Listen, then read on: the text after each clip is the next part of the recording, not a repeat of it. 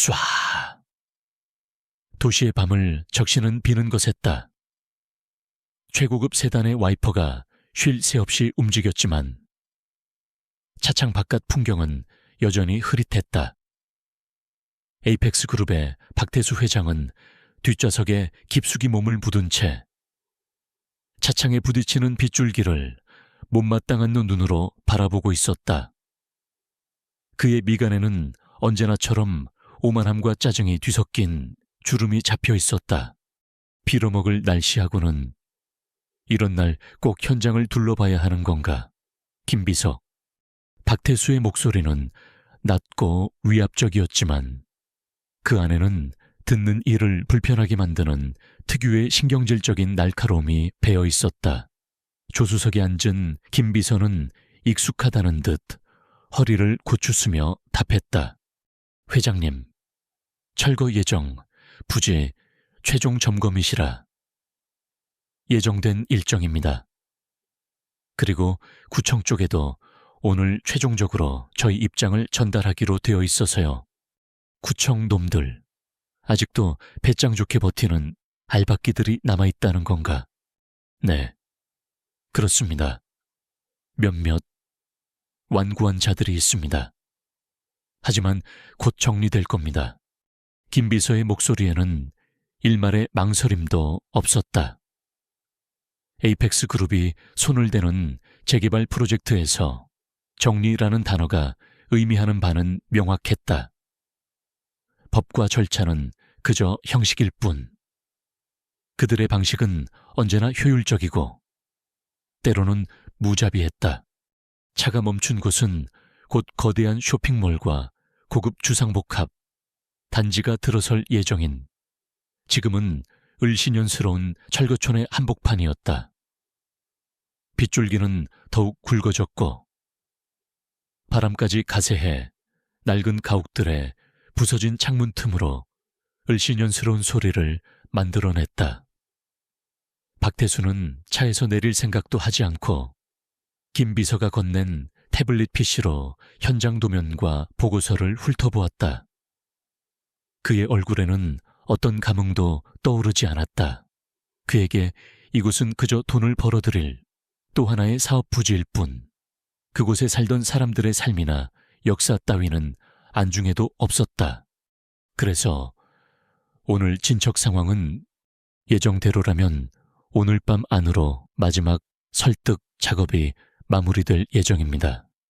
용역팀이 이미 김 비서의 말이 채 끝나기도 전에 차 헤드라이트 불빛 저편에서 무언가가 꿈틀거리는 것이 보였다. 박태수의 날카로운 시선이 그곳으로 향했다. 부서진 건물 잔해와 쓰레기 더미 사이에 비를 피하려는 듯 움츠리고 있는 형체가 있었다. 남루한 옷차림, 덥수룩한 머리카락과 수염, 영락없는 노숙자의 모습이었다. 박태수의 입가의 냉소가 어렸다. 저건 또 뭔가 아직도 저런 버러지 같은 것들이 여기서 얼쩡거린단 말인가. 그의 목소리에는 인간에 대한 최소한의 존중조차 찾아볼 수 없었다. 마치 길가의 돌멩이나 쓰레기를 보는 듯한 경멸만이 가득했다. 김 비서가 당황하며 말했다. 아, 미처 확인하지 못했습니다. 죄송합니다, 회장님. 즉시 처리하게 됐네. 박태수는 김 비서를 제지했다. 그는 차창을 조금 내리더니 빗소리에 섞여 잘 들리지도 않을 목소리로 그 형체를 향해 말했다. 아니, 내뱉었다는 표현이 더 정확할 것이다. 이봐. 거기 당신. 여기가 어디라고? 아직도 기생충처럼 붙어있는 개야 당장 꺼지지 않으면 내 놈의 그 더러운 목숨줄이라도 끊어놓을 줄 알아. 협박이라기보다는 모욕에 가까운 말이었다. 그의 눈에는 그저 재미있는 구경거리를 찾은 듯한 잔인한 호기심마저 감돌았다. 수행원 중 하나가 우산을 받쳐 들고 채서 내려 그 노숙자에게 다가가려 했다. 그때였다. 움츠리고 있던 형체가 천천히 고개를 들었다. 쏟아지는 비와 어둠 속에서도 그의 시선은 정확히 박태수가 앉은 차량의 뒷좌석을 향하고 있었다. 헝클어진 머리카락 사이로 드러난 그의 눈빛은 놀랍도록 차분하고 깊이를 알 수 없을 만큼 냉정했다. 그 눈빛에는 두려움이나 비굴함 대신 마치 모든 것을 꿰뚫어 보는 듯한 날카로운 관찰자의 시선이 담겨 있었다. 순간 박태수는 자신도 모르게 미미한 한기를 느꼈다. 마치 차가운 유리 조각이 그의 피부를 스치고 지나간 듯한 불쾌하고도 생경한 감각이었다. 하지만 그것도 잠시. 그는 이내 자신의 감정을 비웃었다. 고작 저런 불황자 따위에게서 위협을 느꼈단 말인가. 가당찮은 일이었다. 박태수는 더욱 비웃는 표정으로 다시 입을 열었다. 뭘 쳐다보고 있어, 이 버러지한 애놈. 따위가 감히 날 쳐다봐. 눈가를 파버리기 전에 썩 꺼져. 노숙자의 모습을 한 남자. 강민주는 아무런 대꾸도 하지 않았다. 그는 그저 박태수의 얼굴을, 그의 오만한 눈빛과 잔인한 인매를, 그리고 그가 내뱉는 모든 모욕적인 단어들을 조용히 자신의 기억 속에 새기고 있을 뿐이었다. 그의 뇌리에는 에이펙스 그룹과 박태수 회장에 대한 방대한 정보들이 스쳐 지나갔다.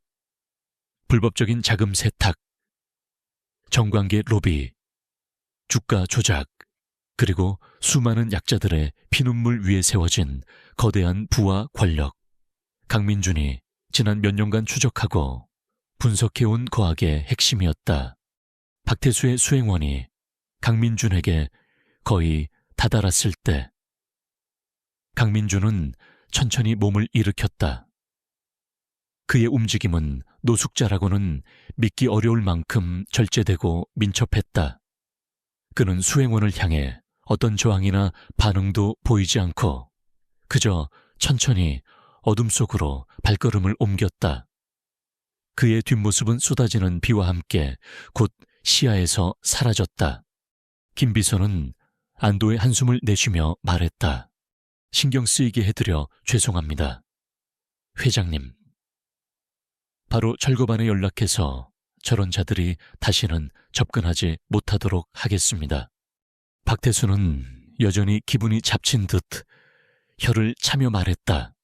쓰레기 같은 놈. 재수없게 저런 걸 다 보게 되다니. 김비서. 확실하게 처리해. 저 부근에 얼씬거리는 놈들은 모조리 쓸어버리라고 해. 내일 아침 보고서에는 완벽하게 정리됨 이라는 단어만 보고 싶으니까. 네, 알겠습니다. 회장님, 차는 다시 부드럽게 움직이기 시작했다. 박태수는 방금 전에 불쾌한 기억을 지워버리려는 듯 눈을 감았다. 그의 머릿속에는 곧 펼쳐질 화려한 쇼핑몰의 개장식과 그로 인해 얻게 될 막대한 이익에 대한 생각만이 가득했다. 한낱 노숙자의 차갑고 깊던 눈빛 따위는 그의 기억 속에서 금세 먼지처럼 사라질 하찮은 것이었다. 아니, 그는 그렇게 믿고 싶었다. 하지만 강민주는 사라지지 않았다. 그는 어둠 속에서, 빛 속에서, 도시의 가장 낮은 곳에서 모든 것을 지켜보고 있었다. 박태수가 쌓아 올린 탐욕의 제국. 그 제국의 가장 약한 고리부터 하나씩 끊어낼 치밀한 계획이 그의 머릿속에서 이미 완성되고 있었다. 박태수의 오만한 조롱은 그 계획을 실행할 마지막 기폭제가 되었을 뿐이다. 에이펙스 그룹의 본사 빌딩은 밤에도 꺼지지 않는 불빛으로 도시의 스카이라인을 위압적으로 장식하고 있었다. 그 불빛은 성공과 부의 상징처럼 보였지만 그 이면에는 수많은 어둠과 부패가 숨겨져 있었다. 강민주는 멀리서 그 빌딩을 바라보았다. 그의 눈빛은 여전히 차분했지만 그 안에는 강철 같은 의지와 함께 뜨거운 분노가 조용히 타오르고 있었다. 그는 허름한 외투 주머니에서 작은 수첩을 꺼냈다. 비에 젖지 않도록 조심스럽게 펼친 수첩에는 깨알 같은 글씨로 복잡한 도표와 이름들, 날짜들이 적혀 있었다. 박태수, 그리고 에이펙스 그룹의 핵심 임원들, 그들과 연결된 정재계의 유력 인사들, 거대한 거미줄처럼 얽히고 설킨 부패의 네트워크였다. 강민준의 손가락이 박태수라는 이름을 천천히 쓸어내렸다. 박태수, 당신의 오만함이 오늘 밤 당신의 몰락을 재촉했어. 빗소리가 점점 거세졌다. 마치 거대한 폭풍우가 몰려오기 전에 전주곡처럼. 박태수는 자신의 안락한 차 안에서 아무것도 알지 못한 채 곧 닥쳐올 운명의 그림자를 느끼지 못하고 있었다. 그가 한낱 벌레처럼 취급했던 한 사람의 눈빛 속에 자신의 제국을 송두리째 뒤흔들 거대한 힘이 숨겨져 있다는 사실을 그는 까맣게 모르고 있었다. 그 힘은 아직 드러나지 않았을 뿐 가장 깊고 어두운 곳에서 조용히 그리고 확실하게 칼날을 갈고 있었다. 도시의 밤은 그렇게 깊어가고 있었다. 강민준은 다시 한번 에이펙스 빌딩을 응시한 후 소리 없이 어둠 속으로 스며들었다. 그의 발걸음은 가벼웠지만 그가 짊어진 복수의 무게는 결코 가볍지 않았다. 그것은 단순한 개인적인 원한을 넘어 정의가 실현되지 않은 세상에 대한 깊은 고뇌와 책임감에서 비롯된 것이었다. 박태수와 그의 제국은 이제 그 보이지 않는 심판자의 첫 번째 목표물이 된 것이다. 다음 날 새벽, 비는 그쳤지만 하늘은 여전히 찌푸린 채였다. 박태수가 경멸했던 철거촌의 어둠 속에서 빠져나온 강민준은 더 이상 남루한 노숙자의 모습이 아니었다. 그는 허름한 작업복 차림으로 갈아입고 낡았지만 잘 정비된 소형 트럭을 몰아 도시 외곽의 한적한 창고로 향했다. 창고는 겉보기에는 버려진 듯 했으나 내부는 그의 비밀스러운 아지트이자 작전 본부였다. 태양광 패널로 자체 전력을 공급받는 창고 안은 첨단 장비들로 가득했다. 여러 대의 모니터가 벽을 따라 설치되어 있었고 그 화면에는 복잡한 데이터와 감시 카메라 영상들이 쉴 새 없이 흘러가고 있었다. 한쪽 구석에는 각종 공작 장비와 변장 도구들이 가지런히 정리되어 있었다. 이곳은 강민준이 지난 몇 년간 치밀하게 준비해온 복수의 성격이었다. 그는 샤워를 하고 말끔한 평상복으로 갈아입었다. 거울에 비친 그의 얼굴은 밤새 내린 비에도 박태수의 모욕에도 흔들림 없는 강인한 의지를 담고 있었다. 깊은 눈은 밤하늘의 별처럼 차갑고 명료하게 빛났다. 강민준은 한때 대한민국에서 가장 유능한 검사 중 하나였다. 정의의 칼날이라 불리며 거악들을 거침없이 베어넘겼던 그는 어느 날 거대한 음모에 휘말려 모든 것을 잃었다. 그 음모의 정점에는 에이펙스 그룹과 박태수가 있었다. 박태수는 자신의 검은 제국을 지키기 위해 정관계와 법조계까지 깊숙이 손을 뻗쳤고 강민준은 그들의 더러운 먹잇감이 되어 나락으로 떨어졌다. 가족도, 명예도, 심지어 존재 자체를 부정당한 채 사회적으로 매장당했다. 하지만 그는 죽지 않았다. 아니, 죽을 수 없었다. 그는 잿더미 속에서 불사조처럼 일어섰다. 이름도, 얼굴도 바꾼 채 그림자 속으로 숨어들어 복수를 계획했다. 그의 복수는 단순한 개인적인 원한 해결이 아니었다. 그것은 짓밟힌 정의를 바로 세우고 박태수와 같은 악인들이 더 이상 이 사회를 좀먹지 못하게 만들겠다는 처절한 사명감이었다. 강민주는 커피 한 잔을 내려 책상 앞에 앉았다. 그의 앞에는 에이펙스 그룹의 방대한 조직도와 내부 정보들이 담긴 디지털 파일들이 펼쳐져 있었다. 그의 손가락이 빠르게 키보드를 두드렸다. 첫 번째 목표는 에이펙스 그룹의 불법 비자금 조성 통로 중 하나인 페이퍼 컴퍼니 블루핀 홀딩스였다. 블루핀 홀딩스는 표면적으로는 유망한 해외 투자 기업으로 위장하고 있었지만 실제로는 박태수의 검은 돈을 세탁하고 해외로 빼돌리는 핵심 창구였다. 첫 번째 균열은 여기서부터다. 강민주는 낮은 목소리로 읊조렸다. 그는 익명의 내부 고발자를 가장하여 블루핀 홀딩스의 수상한 자금 흐름에 대한 암시적인 정보를 금융감독원과 몇몇 경제 전문 기자에게 흘렸다. 정보는 직접적인 증거가 아닌 합리적인 의심을 불러일으킬 수 있을 만큼만 교묘하게 가공되었다. 너무 많은 것을 한 번에 드러내면 적들이 즉각 방어 태세를 갖출 것이기 때문이었다. 그는 천천히 하지만 확실하게 옥죄어 들어갈 생각이었다. 며칠 후 에이펙스 그룹의 재무팀 사무실은 평소와 다른 긴장감에 휩싸였다. 재무 담당 이사인 최진규는 자신의 모니터에 떠오른 긴급 뉴스 알림을 보고 얼굴이 하얗게 질렸다. 해외 투자사 블루핀 홀딩스, 불투명한 자금 운용 의혹, 금융당국 조사 착수 검토. 이게 어떻게 된 일이야? 최 이사는 다급하게 법무팀과 홍보팀에 연락을 취했다. 블루핀 홀딩스는 박태수 회장의 특별 지시로 극비리에 운영되던 곳이었다. 이 사실이 외부로 새어나갔다는 것 자체도 문제였지만 하필이면 금융감독원이 움직일 가능성이 있다는 것이 더욱 치명적이었다.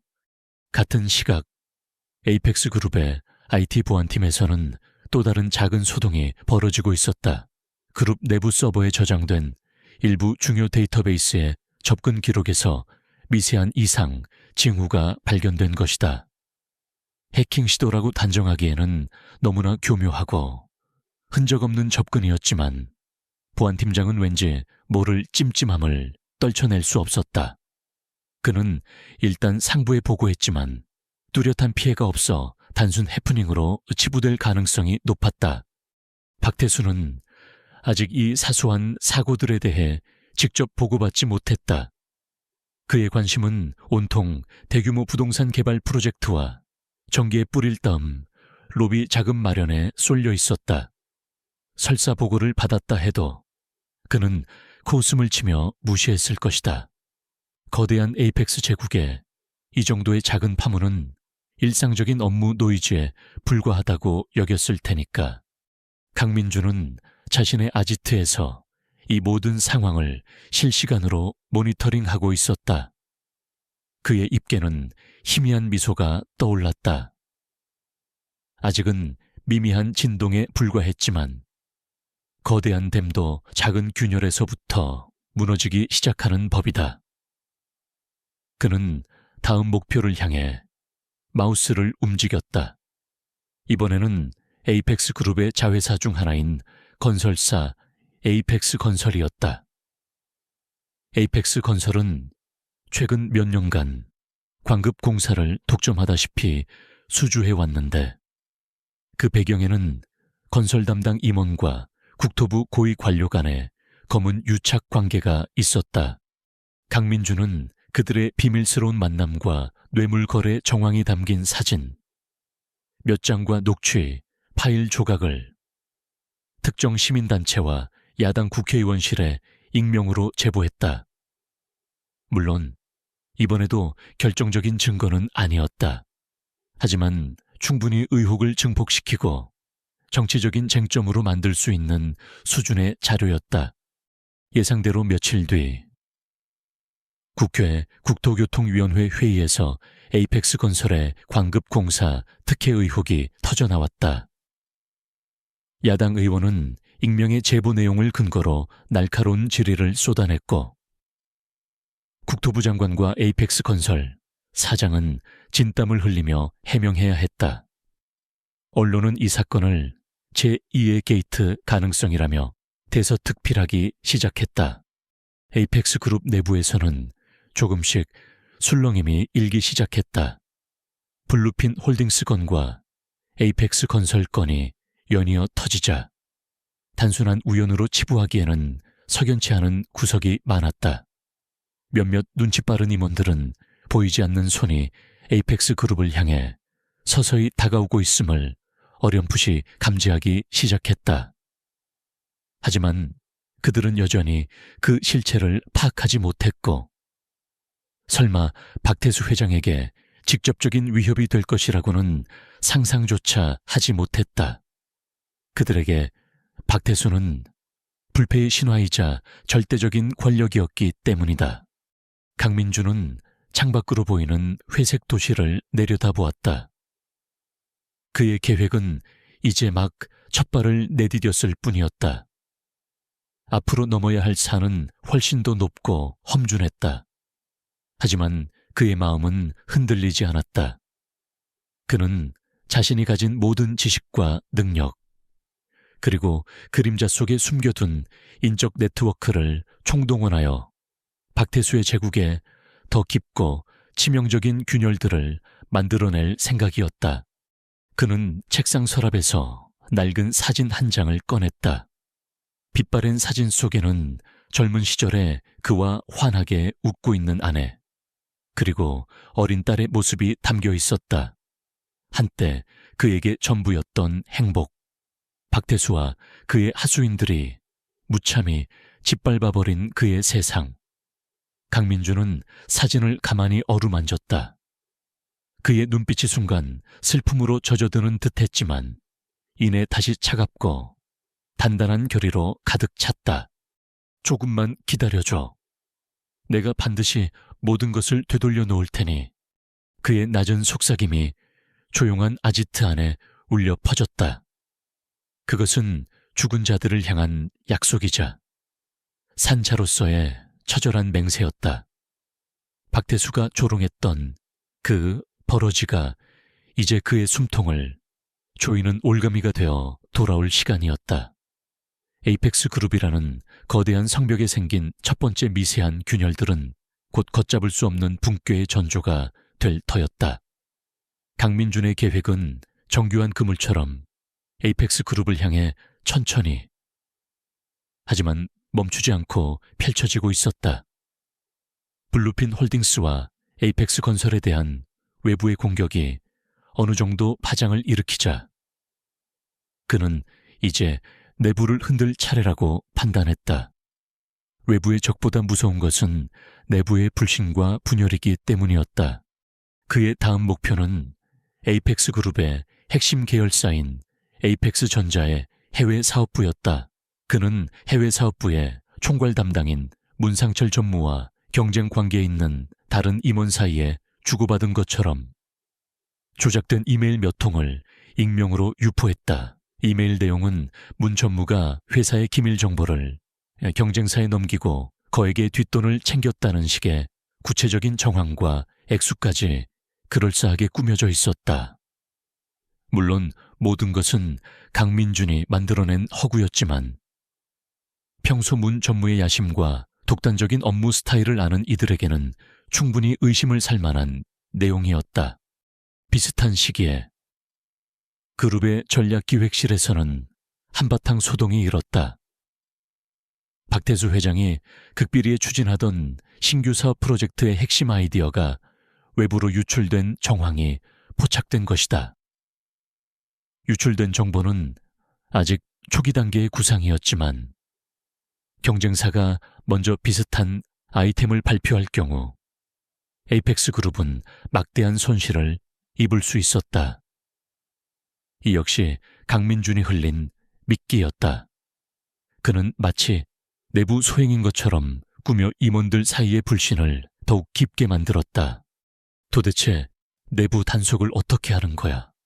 박태수 회장은 자신의 집무실에서 불같이 화를 내고 있었다.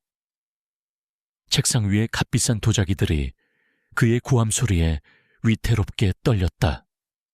연이어 터지는 문제들, 특히 내부 정보 유출로 의심되는 사건들은 그의 심기를 제대로 건드렸다. 그는 자신의 철옹성 같던 제국에 보이지 않는 구멍이 숭숭 뚫리고 있다는 사실에 참을 수 없는 모욕감을 느꼈다. 문상철이 그놈 뒤로 호박씨를 까고 있었단 말인가. 당장 감사팀 시켜서 샅샅이 뒤져. 그리고 전략기획실. 거긴 뭐 하는 놈들인데 정보가 새나가도록 방치해. 박태수의 분노는 밑도 끝도 없었다. 그는 평소 조금이라도 자신의 심기를 거스르는 자는 가차없이 내치던 폭군이었다. 하지만 이번에는 달랐다. 범인이 누구인지, 어디서부터 손을 써야 할지조차 명확하지 않았다. 마치 안개 속에서 보이지 않는 적과 싸우는 듯한 답답함이 그를 더욱 미치게 만들었다. 결국 박태수는 최후의 카드를 꺼내 들었다. 그의 더러운 뒤치를 처리해주던 해결사이자 에이펙스 그룹의 비밀정보 조직 그림자 부대의 수장인 조항일 상무를 호출한 것이다. 조항일은 박태수의 충견으로 잔인하고 집요한 성격에 한 번 물면 절대 놓지 않는다는 악명 높은 인물이었다. 그의 손을 거쳐간 수많은 반대파와 배신자들은 흔적도 없이 사라지거나 재기 불능의 상태가 되었다. 조항일은 박태수 앞에서도 조금도 위축되지 않는 냉철한 눈빛을 하고 있었다. 그는 짧게 깎은 머리에 다부진 체격, 그리고 감정을 읽을 수 없는 무표정한 얼굴을 하고 있었다. 조 상무, 최근 그룹 내에서 벌어지고 있는 불미스러운 일들에 대해 들었을 거다. 네, 회장님. 몇 가지 보고를 받았습니다. 내부 소행이 분명해. 내 등 뒤에 칼을 꽂으려는 쥐새끼들이 있어.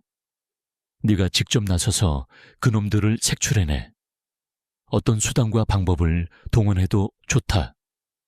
살려둘 필요도 없어. 뿌리까지 뽑아내서 다시는 이런 일이 없도록 만들어. 박태수의 목소리에는 살기가 가득했다. 조항길은 고개도 까딱하지 않고 짧게 대답했다. 알겠습니다. 회장님, 일주일 안에 결과를 보고드리겠습니다. 조항길은 즉시 그림자 부대를 가동했다. 그들은 에이펙스 그룹의 모든 통신 기록과 CCTV, 내부 자료들을 샅샅이 뒤지기 시작했다. 의심가는 임직원들에 대한 비밀 감찰과 도청도 서슴지 않았다. 그룹 전체가 보이지 않는 공포 분위기에 휩싸였다. 서로가 서로를 의심하고 작은 말 한마디도 조심하는 살얼음판 같은 상황이 연출되었다. 강민준은 조항일의 움직임을 예의주시하고 있었다. 그는 조항일이 자신에게까지 접근해오는 것을 늦추기 위해, 그리고 내부의 혼란을 더욱 가중시키기 위해 또 다른 미끼를 던졌다. 그는 에이펙스 그룹의 경쟁사인 태성그룹의 내부 정보를 일부 빼내어 마치 태성그룹이 에이펙스 내부에 불만 세력을 매수하여 정보를 빼내고 있다는 듯한 정황 증거를 조작했다. 그리고 이 정보를 조항일의 정보망에 슬쩍 흘려보냈다. 아니나 다를까. 조항길은 이 미끼를 덥석 물었다. 태성그룹은 오래전부터 에이펙스 그룹과 시장에서 치열한 경쟁을 벌여온 숙적이었다. 조항길은 즉시 수사 방향을 태성그룹과의 연관성에 맞추고 그들의 뒤를 캐기 시작했다. 덕분에 강민주는 한숨 돌릴 시간을 벌 수 있었다. 하지만 조항길은 만만한 상대가 아니었다. 그는 비록 강민준의 계략에 잠시 방향을 틀었지만 끈질기게 다른 가능성들도 염두에 두고 있었다. 그는 최근 에이펙스 그룹 주변에서 벌어진 모든 사건들을 시간 순서대로 재구성하고 그 연관성을 분석하기 시작했다. 그의 날카로운 직감은 이 모든 사건 뒤에 단일한 배후가 존재하며 그 배후는 에이펙스 그룹의 내부 사정에 매우 정통한 인물일 것이라고 경고하고 있었다. 강민주는 조항길의 수사망이 점점 좁혀져 오는 것을 느끼고 있었다. 그는 자신의 아지트에서 밤낮 없이 상황을 분석하고 다음 단계를 준비했다. 모니터 화면에는 조항일과 그림자 부대의 움직임이 실시간으로 포착되고 있었다. 한치의 실수도 용납되지 않는 위험한 줄타기였다. 박태수는 여전히 초조함과 분노 속에서 시간을 보내고 있었다. 그는 조항일로부터 메일 보고를 받았지만 뚜렷한 성과는 나오지 않았다. 용의자는 계속 바뀌었고 심증은 있지만 물증이 없는 상황이 반복되었다. 그의 인내심은 바닥을 드러내고 있었다. 그는 자신의 제국이 이렇게까지 쉽게 흔들릴 수 있다는 사실을 인정하고 싶지 않았다. 한때 그가 벌레처럼 여겼던 혹은 그의 발밑에 있어야 할 누군가가 자신을 농락하고 있다는 생각은 감히 하지도 못했다. 그의 오만함은 여전히 진실을 가리고 있었다. 밤이 깊어갈수록 도시의 불빛은 더욱 현란해졌지만 에이펙스 그룹 빌딩의 불빛은 어딘지 모르게 불안하게 흔들리는 듯했다. 보이지 않는 균열은 점점 더 커지고 있었고 그 균열을 만든 장본인은 여전히 어둠 속에서 다음 수를 준비하고 있었다. 강민준의 입가에 다시 한번 차가운 미소가 떠올랐다. 조항일이라는 사냥개가 풀렸지만 사냥꾼은 아직 모습을 드러내지 않았다. 그리고 진짜 사냥은 이제부터 시작이었다. 조항길은 태성그룹을 파고들수록 무언가 석연치 않음을 느꼈다.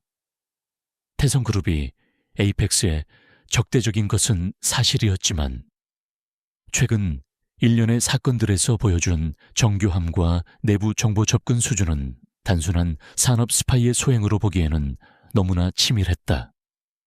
마치 에이펙스의 내부 사정을 손바닥 보듯 꿰뚫고 있는 자가 배후에서 모든 것을 조종하는 듯한 느낌이었다. 그의 동물적인 직감이 경고 신호를 보내고 있었다. 적은 내부에 있거나 내부에 매우 강력한 조력자를 두고 있다. 조항길은 수사 방향을 급선회했다. 그는 그림자 부대의 정예 요원들을 동원하여 에이펙스 그룹 내부의 모든 임직원들을 대상으로 비밀리에 전방위적인 감찰을 다시 시작했다. 이번에는 단순한 통신기록 조회를 넘어 개인적인 금융거래, 사생활, 심지어 과거의 행적까지 샅샅이 훑었다. 그의 수사망은 거미줄처럼 촘촘하게 그리고 무자비하게 펼쳐졌다. 작은 쥐새끼 한 마리가 이 거대한 배를 침몰시키려 하고 있어. 그놈의 심장, 박동소리까지 찾아내 조항길은 부하들에게 냉혹하게 명령했다. 그의 눈에는 사냥감을 포착한 맹수처럼 번뜩이는 광기가 서려 있었다. 이러한 압박감 속에서 강민준의 활동 방향은 눈에 띄게 위축될 수밖에 없었다. 그가 심어놓았던 몇몇 내부 정보원들은 조항일의 살벌한 감시망에 노출될 위험에 처했고 실제로 하위직 정보원 중 한 명이 그림자 부대에 의해 소환되어 강도 높은 신문을 받는 일까지 벌어졌다. 다행히 그 정보원은 강민준의 존재에 대해서는 전혀 알지 못했고 단순한 내부 불만 세력으로 위장한 강민준의 이중 공작 덕분에 결정적인 정보는 넘어가지 않았다. 하지만 강민준은 그 정보원을 더 이상 활용할 수 없게 되었다. 뼈아픈 손실이었다. 더 큰 위기는 예기치 않은 곳에서 찾아왔다. 강민준이 에이펙스 그룹에 서버에 침투하기 위해 설치했던 백도어 프로그램 중 하나가 그림자 부대의 최첨단 보안 시스템에 의해 감지된 것이다. 아직 백도어의 정확한 기능이나 설치자는 파악되지 않았지만 조항길은 이 작은 흔적을 집요하게 물고 늘어졌다. 이건 프로의 솜씨다. 보통 해커가 아니야. 이 백도어를 설치한 IP와 시간대를 역추적해 관련된 모든 로그 기록을 분석하고 사내 CCTV 영상과 대조해봐. 아주 작은 단서라도 찾아내. 조항길의 지시에 따라 그림자 부대의 사이버 수사팀이 총동원되었다. 그들은 밤낮 없이 서버 로그를 분석하고 수백 대의 CCTV 영상을 픽셀 단위로 확인하며 강민준의 흔적을 추적했다. 강민준은 자신의 아지트에서 이 모든 상황을 숨막히는 긴장감 속에서 지켜보고 있었다.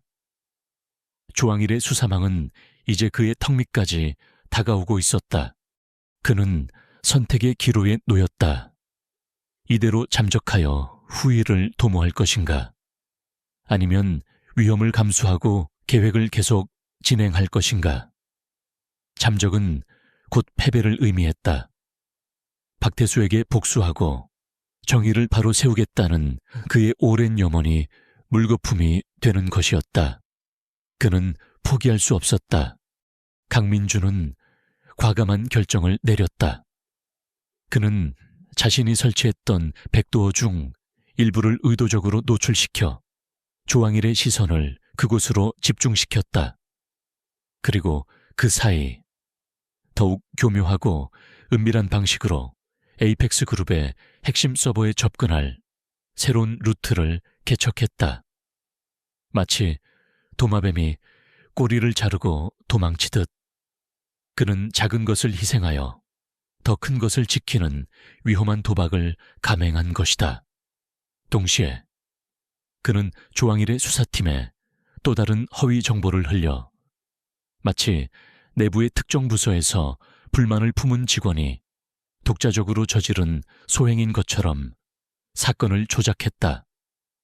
그는 조항일이 범인을 잡았다고 믿게 만들어 수사를 종결시키려는 의도였다. 이러한 일련의 과정 속에서 강민준은 자신이 과거 국정원에서 특수 공작 임무를 수행하며 익혔던 모든 기술과 지략을 총동원해야 했다. 심리전, 정보 조작, 역정보 흘리기, 그리고 치밀한 위장술까지. 그는 한순간도 긴장의 끈을 놓을 수 없었다. 한편 박태수 회장의 상태는 날이 갈수록 악화되고 있었다. 연이은 악재와 내부의 혼란, 그리고 조항일의 지지부진한 수사 결과는 그의 인내심을 한계까지 몰아붙였다. 그는 임원회의에서 사소한 실수에도 고함을 지르며 책상을 내리쳤고 의심 가는 직원들을 해고하거나 좌천시키는 등 독단적인 행동을 일삼았다.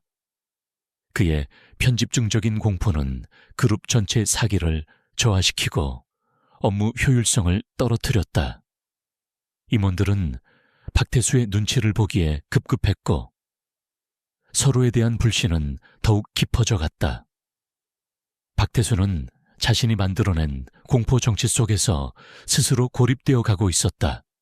그는 여전히 이 모든 혼란의 배후에 있는 존재를 전혀 짐작조차 하지 못했다.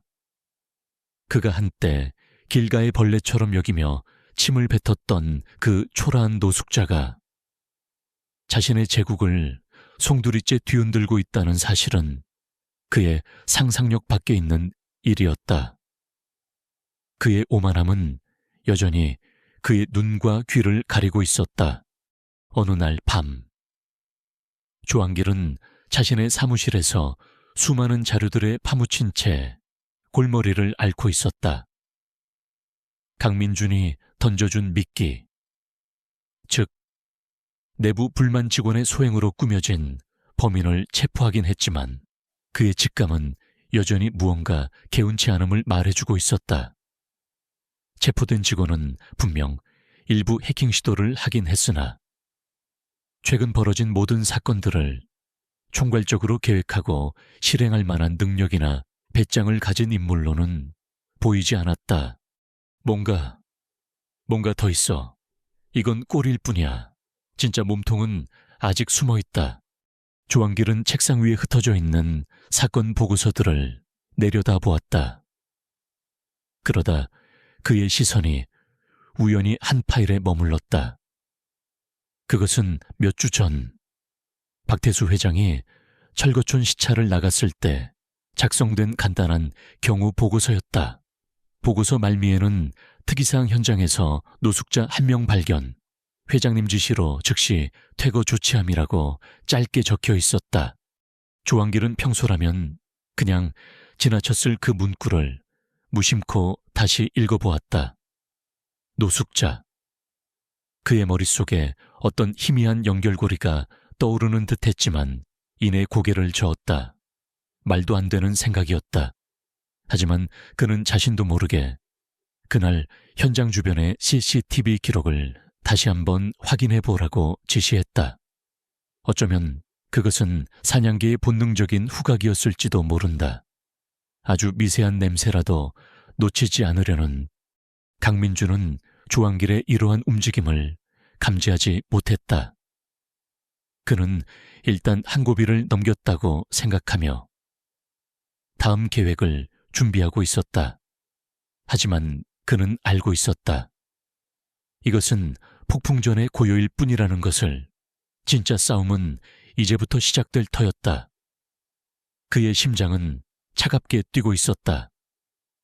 강민주는 조항일의 수사망이 잠시 다른 곳으로 쏠린 틈을 놓치지 않았다. 그는 자신이 계획한 가장 치명적인 한 방을 박태수의 심장부에 날릴 준비를 마쳤다. 그의 목표는 박태수가 수십 년간 불법적으로 축적한 막대한 비자금의 핵심 통로이자 그의 모든 검은 거래가 기록된 비밀 장부가 숨겨져 있다고 알려진 스위스 은행의 유령 계좌였다. 이 계좌를 동결시키고 그 내용을 폭로한다면 박태수는 재정적으로뿐만 아니라 사회적으로도 회복 불가능한 타격을 입게 될 터였다. 강민주는 과거 국정원 시절 해외 공작을 통해 구축해 놓았던 국제 해커 그룹 및 내부 고발자 네트워크를 총동원했다. 수개월에 걸친 치밀한 사전 작업과 고도의 해킹 기술, 그리고 내부 조력자의 결정적인 도움으로 그는 철벽으로 알려진 스위스 은행의 보안 시스템을 뚫고 박태수의 비밀 계좌에 접근하는 데 성공했다. 그는 계좌에 예치된 수천억 원에 달하는 불법 자금의 거래 내역과 자금 흐름을 상세히 파악하고 관련 증거 자료들을 안전하게 확보했다. 그리고 결정적인 날, 강민주는 이 모든 정보를 국제탐사보도 언론인협회 ICIJ와 국내의 양심적인 몇몇 언론사에 동시에 제보했다. 제보와 함께 그는 박태수의 목소리가 담긴 결정적인 녹취 파일 하나를 첨부했다. 그 녹취 파일에는 박태수가 정계 거물급 인색에 거액의 뇌물을 약속하며 자신의 불법 사업에 대한 편의를 봐달라고 노골적으로 청탁하는 내용이 생생하게 담겨 있었다. 이 녹취 파일은 과거 강민준이 검사 시절 박태수를 내사하다 좌절되었을 때 확보했던 것이었으나 당시에는 거대한 외압에 의해 묻혀버렸던 비운의 증거였다. 폭탄은 정확히 박태수의 정수리 위에서 터졌다. 국제적으로 명망있는 언론기관들이 일제히 에이펙스 그룹 박태수 회장, 천문학적 규모의 비자금 조성 및 해외 불법 자금 세탁 의혹이라는 헤드라인으로 대서특필하기 시작했다.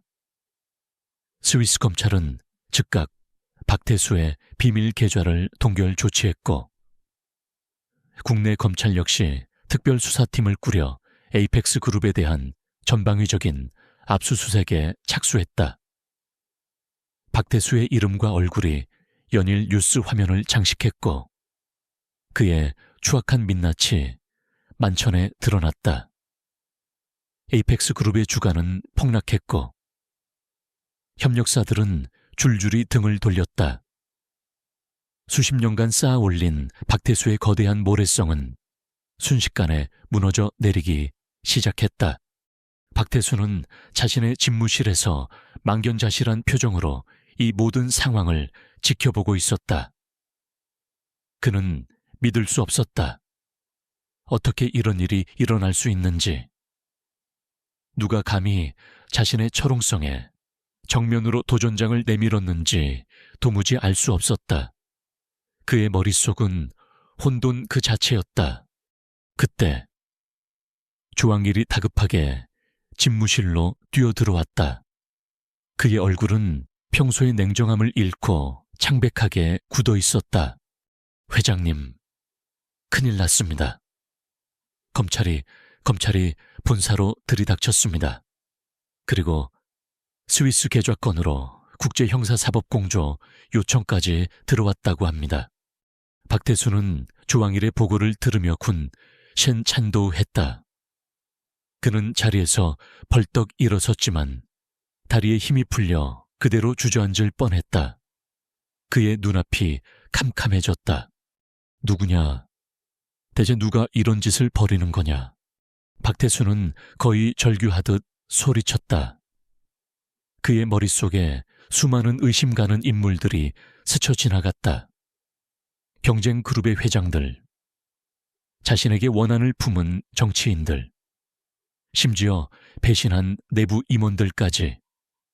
하지만 그 누구도 이렇게까지 자신을 완벽하게 파멸시킬 만한 능력이나 정보를 가지고 있다고는 생각되지 않았다.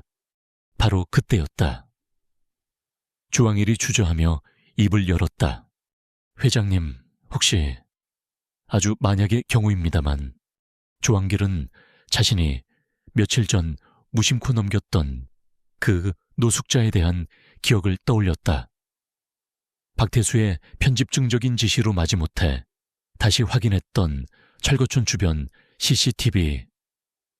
그 영상 속에서 비를 맞으며 박태수의 차를 응시하던 그 노숙자의 눈빛이 이상하리만치 뇌리에 깊게 박혀 있었다.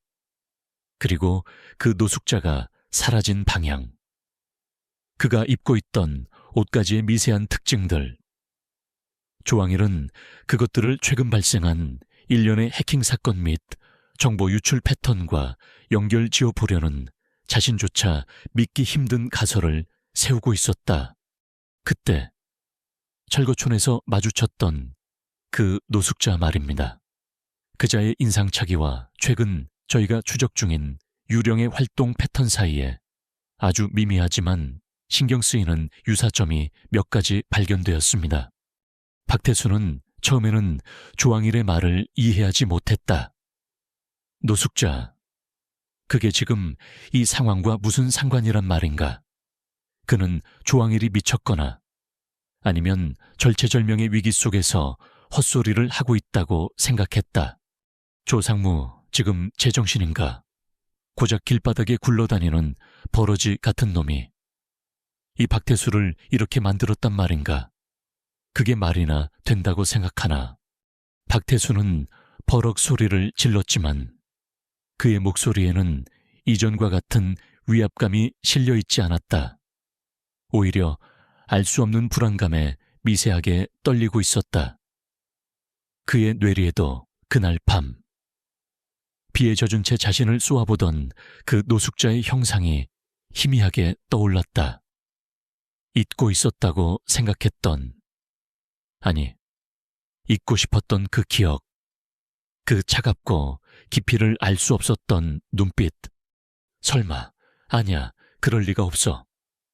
박태수는 고개를 세차게 내저었다.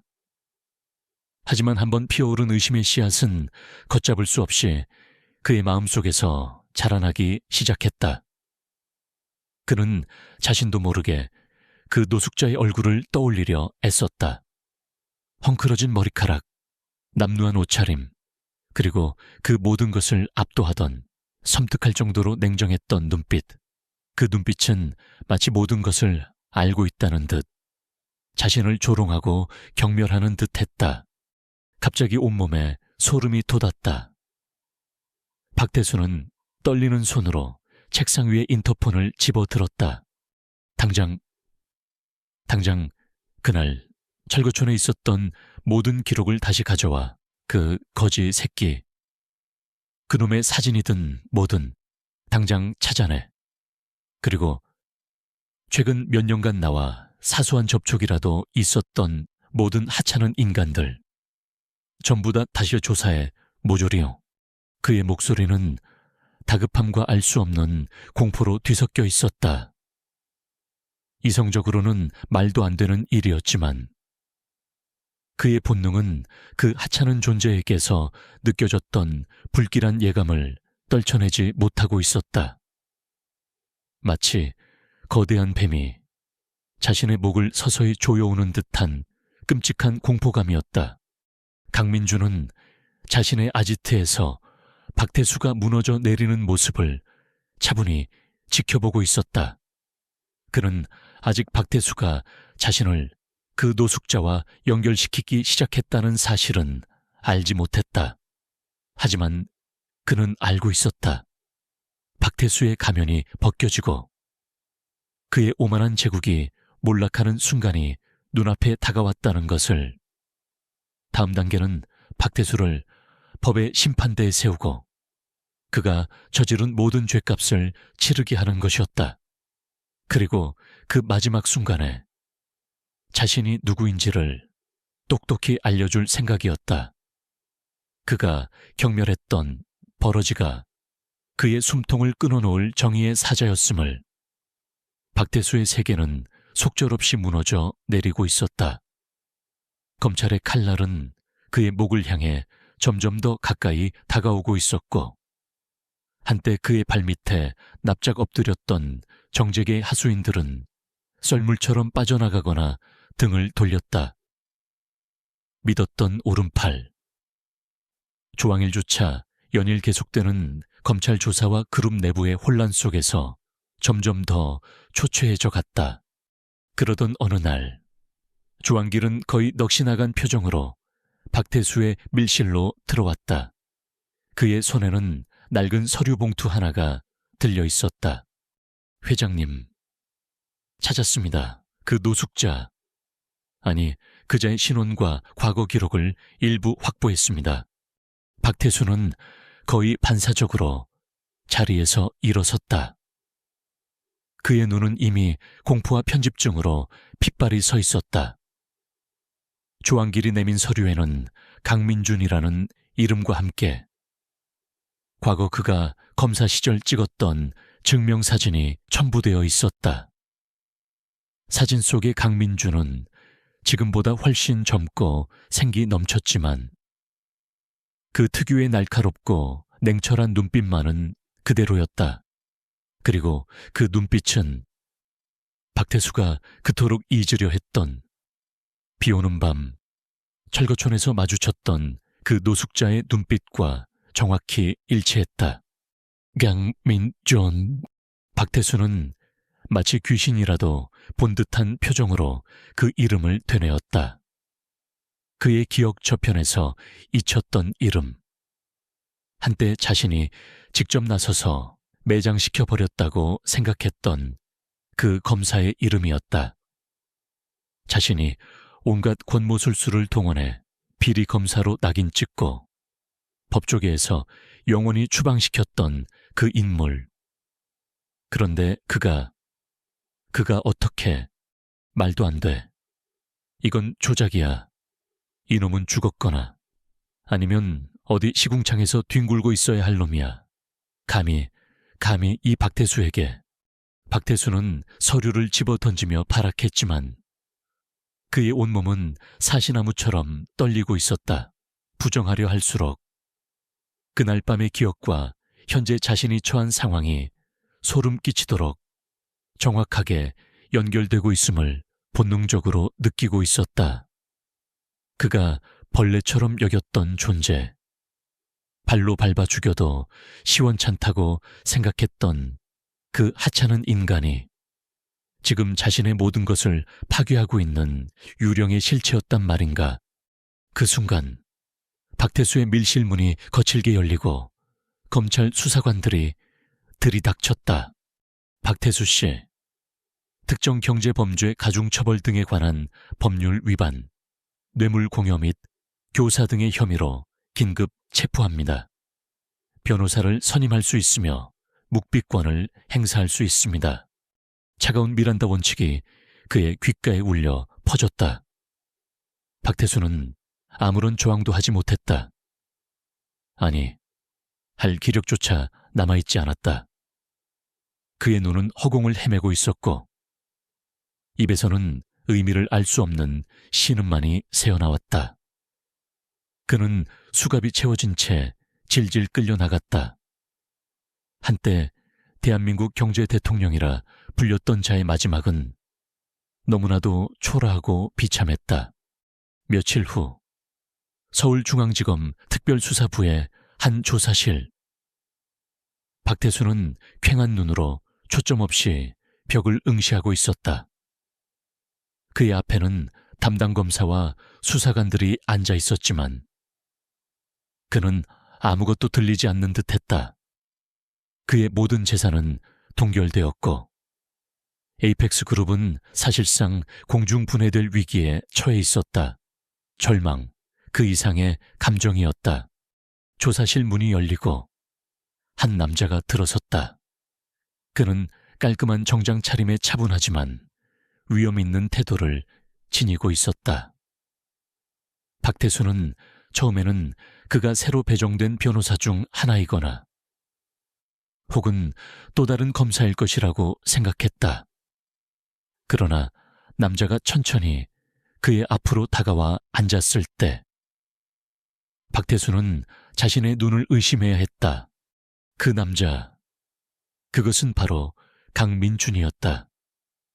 비록 세월의 흔적이 얼굴에 남아 있었지만 과거 검사 시절의 그 당당하고 날카로운 모습 그대로였다. 아니, 오히려 역경을 이겨낸 자만이 가질 수 있는 깊이와 무게감이 더해져 있었다. 오랜만이군. 박태수 회장.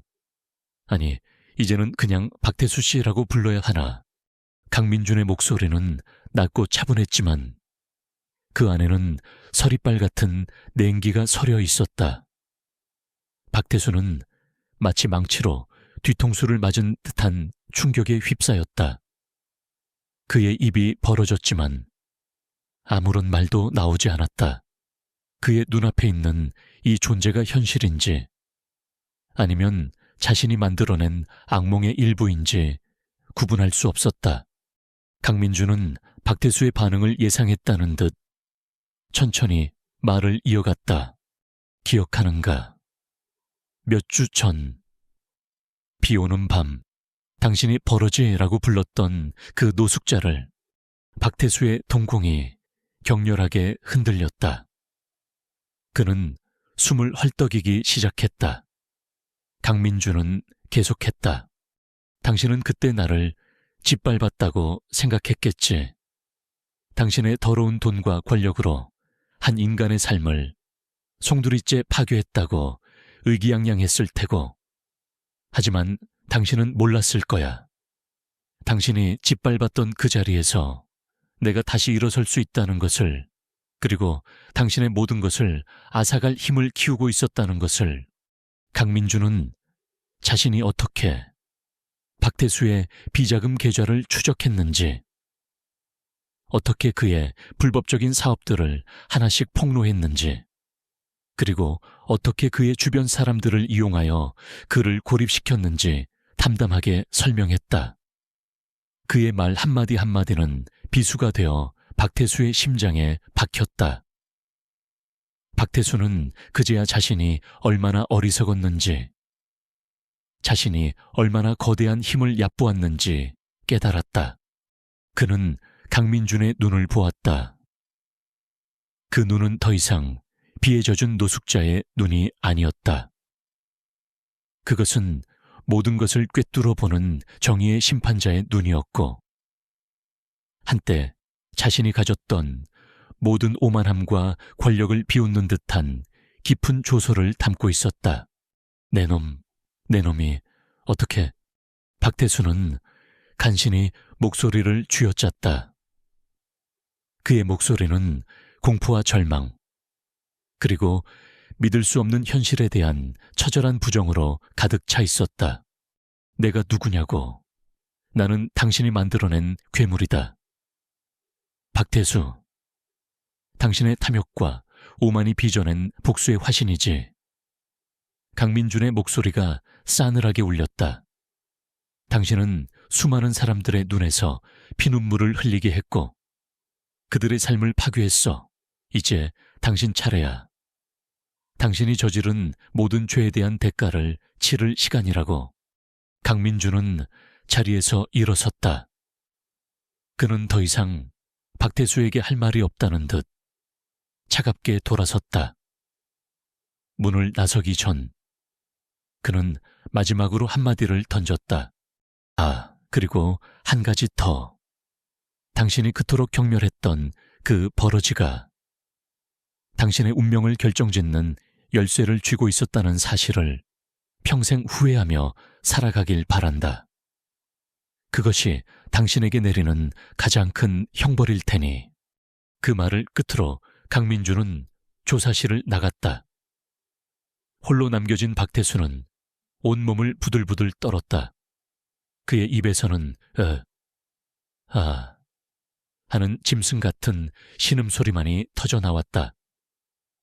그의 뇌리에는 강민준의 마지막 말과 함께 비오는 밤 자신을 쏘아보던 그 노숙자의 차가운 눈빛이 끊임없이 교차했다. 그것은 단순한 공포가 아니었다. 자신의 오만함이 불러온 파멸. 자신이 가장 하찮게 여겼던 존재에게 처절하게 농락당했다는 수치심. 그리고 그 모든 것을 되돌릴 수 없다는 절망감이 뒤섞인 영혼까지 얼어붙게 만드는 존재론적 전율이었다. 그는 평생 그 버러지의 눈빛에서 벗어날 수 없을 터였다. 그의 제국은 완전히 무너졌고 그의 영혼은 영원히 그날 밤의 비와 함께 그 버러지의 발밑에 갇히게 된 것이다. 조사실 밖 복되는 강민준을 기다리고 있던 몇몇 사람들이 있었다. 과거 그의 동료였던 양심적인 검사들, 박태수에게 피해를 입었던 시민단체의 대표들, 그리고 강민준의 숨겨진 조력자들이었다. 그들은 말없이 강민준의 어깨를 두드려 주었다. 기나긴 싸움이 드디어 끝났음을, 그리고 정의가 마침내 승리했음을 축하하는 무언의 격려였다. 박태수와 에이펙스 그룹이라는 거대한 악의 축이 무너진 후 사회에는 한동안 거센 후폭풍이 몰아쳤다. 연일 터져나오는 박태수의 추가 범죄 혐의들과 그와 유착했던 정재계 인사들의 이름은 국민들에게 큰 충격과 분노를 안겨주었다. 대한민국을 떠들썩하게 했던 에이펙스 게이트는 부패한 권력과 탐욕스러운 자본의 민낯을 적나라하게 드러낸 희대의 사건으로 기록되었다. 박태수는 법정 최고형에 가까운 중형을 선고받고 차가운 감옥에 수감되었다. 한때 세상을 호령하던 그의 오만함은 온데간데 없었고 늙고 병든 죄수만이 남아있을 뿐이었다. 그의 충견이었던 조항일 역시 박태수의 불법적인 지시를 수행하고 증거를 인멸한 혐의 등으로 징역형을 면치 못했다. 에이펙스 그룹은 여러 개로 쪼개져 매각되거나 청산 절차를 밟았고 그 과정에서 수많은 피해자들이 일부나마 구제를 받을 수 있게 되었다. 물론 그들이 입었던 상처와 고통이 완전히 치유될 수는 없었지만 정의가 살아있음을 확인한 것만으로도 작은 위안이 되었다. 시간이 흘러 세상은 언제 그랬냐는 듯 다시 평온을 되찾아가는 듯 보였다. 하지만 강민준에게는 아직 끝나지 않은 싸움이 남아있었다. 그는 박태수라는 거악을 제거했지만 여전히 사회 곳곳에는 제2, 제3의 박태수가 독버섯처럼 자라나고 있음을 알고 있었다. 강민준은 다시 검찰로 돌아가지 않았다. 그는 변호사 개업을 하여 과거 자신처럼 거대 권력에 의해 억울하게 피해를 입은 사회적 약자들을 돕는 일에 전념하기 시작했다. 그의 사무실은 화려하지 않았지만 진실과 정의를 갈망하는 사람들의 발길이 끊이지 않았다. 그는 더 이상 복수의 화신이 아니었다. 그는 이제 희망의 등대가 되어 어둡고 억울한 사연들에 귀 기울이고 그들의 싸움에 기꺼이 동참했다. 때로는 과거의 동료들이 찾아와 다시 공직으로 돌아와 더 큰 일을 해달라고 청하기도 했지만 그는 정중히 사양했다. 그는 이제 가장 낮은 곳에서 가장 절실한 사람들과 함께 호흡하며 그들 편에 서서 싸우는 것이 자신에게 주어진 새로운 사명이라고 생각했다. 어느 늦은 가을 저녁, 강민준은 홀로 한강변을 걷고 있었다. 강물은 도시의 불빛을 담은 채 유유히 흘러가고 있었고 밤하늘에는 몇 개의 별들이 희미하게 빛나고 있었다. 그는 문득 박태수와의 마지막 대면을 떠올렸다. 공포와 절망에 빠져있던 박태수의 일그러진 얼굴, 그리고 그가 자신을 버러지라고 불렀던 그 비오는 밤의 기억. 강민준은 쓴웃음을 지었다. 인간의 오만함이 얼마나 무서운 것인지, 그리고 한 인간의 존엄성을 짓밟는 것이 얼마나 큰 죄악인지를 그는 뼈저리게 경험했다. 그는 자신이 행한 복수가 과연 완벽한 정의였는지에 대해 끊임없이 자문했다. 때로는 그 경계가 모호하게 느껴질 때도 있었고 스스로의 행동에 대한 깊은 성찰의 시간을 갖기도 했다. 하지만 그는 후회하지 않았다. 만약 다시 그 순간으로 돌아간다 해도 그는 같은 선택을 했을 것이다. 그것이 짓밟힌 정의를 바로 세우고 더 큰 악을 막을 수 있는 유일한 길이었다고 믿었기 때문이다. 그는 주머니에서 낡은 사진 한 장을 꺼냈다. 빛바랜 사진 속에는 여전히 환하게 웃고 있는 아내와 딸의 모습이 있었다. 그들을 잃은 슬픔은 평생 그의 가슴 속에 남아있겠지만 이제는 그 슬픔을 새로운 희망과 사명감으로 승화시킬 수 있게 되었다. 그는 더 이상 과거의 어둠에 갇혀있지 않았다.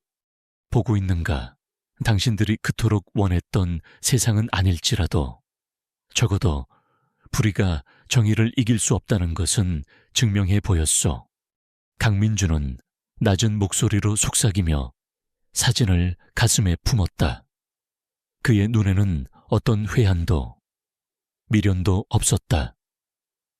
오직 미래를 향한 잔잔하고도 굳건한 의지만이 담겨있을 뿐이었다.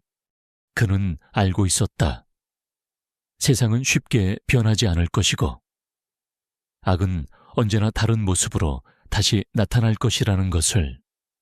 하지만 그는 또한 믿었다. 작은 등불 하나가 세상을 밝힐 수는 없어도 그 등불들이 모이면 거대한 어둠을 몰아낼 수 있다는 것을. 그리고 자신은 기꺼이 그 작은 등불 중 하나가 될 것이라고. 강물 위로 차가운 밤바람이 불어왔지만 그의 마음은 이상하리만치 평온하고 따뜻했다. 기나긴 폭풍우가 지나가고 마침내 그의 영혼에도 잔잔한 평화가 찾아온 듯했다. 그는 천천히 발걸음을 옮겼다.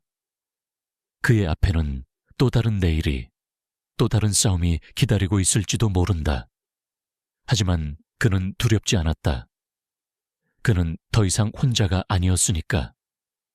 그의 곁에는 그가 지켜야 할 사람들, 그리고 그를 믿고 지지하는 사람들이 함께하고 있었다. 강민주는 밤하늘을 올려다보았다. 구름 사이로 보름달이 환하게 떠올라 세상을 은은하게 비추고 있었다. 마치 그의 새로운 시작을 축복하는 것처럼 그는 가만히 미소 지었다. 그것은 모든 것을 이겨낸 자만이 지을 수 있는 깊고도 의미 있는 미소였다. 정의는 때로 더디게 올지라도 결코 사라지지 않는다는 것을 그는 이제 온몸으로 증명해 보인 것이다. 그리고 그 믿음이 있는 한 세상은 아직 살만한 곳이라고. 존경하는 청취자 여러분, 본 작품은 여기서 마무리하도록 하겠습니다. 그동안 저희 채널에 보내주신 깊은 관심과 따뜻한 애정에 진심으로 감사드립니다. 앞으로 저희 콘텐츠 제작팀에게 더 큰 힘을 실어주실 수 있도록 채널 구독 버튼을 눌러 응원해 주시면 대단히 감사하겠습니다. 여러분의 응원은 저희에게 큰 영광이자 기쁨입니다. 다시 한번 감사드립니다. 그럼 안녕히 계십시오. 다음 이야기로 곧 다시 찾아뵙겠습니다.